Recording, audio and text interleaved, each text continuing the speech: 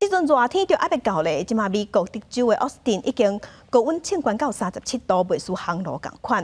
一来伫印度热天，不时拢会冲破45度。带乡亲来看因当地体凉的步数。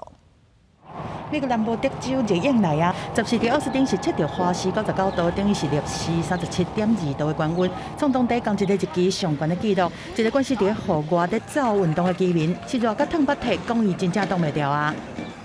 Yeah, it's a little early for it. You know, we usually get the temperatures in June, July, and August, not in May. 天气真正伤热，真侪民众拢提早来到这个冷泉游泳池跳水受水伫遮耍，但是嘛有人拍算要去搁较凉的所在。I'm just ready to get out of Texas. The heat is not for me. Somewhere to lay down and cool. 根据美国国家气象局的资料，德州中南部地区伫5月的上悬温纪录是华氏的102度，差不多摄氏39度，这是1998年的时阵创的。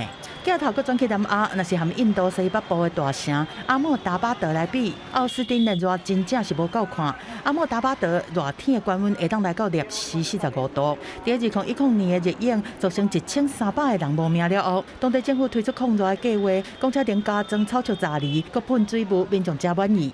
नहीं बहुत अच्छा लगता हमें यहाँ पर बैठने से ठंडक लग रही है पहले बैठते तो गर्मी बहुत लगती थी मगज में गर्मी चढ़ जाती थी अब इतना तो शांति है पहले जो इधर कुछ व्यवस्था नहीं थी तो बहुत दुख पड़ती थी पसीना हो जाता पर अभी जो ये किया है वो बहुत अच्छा है और ठंडक मिलती है क्या और हमारे जैसे उम्र वाले लोगों को बहुत अच्छा रहता है。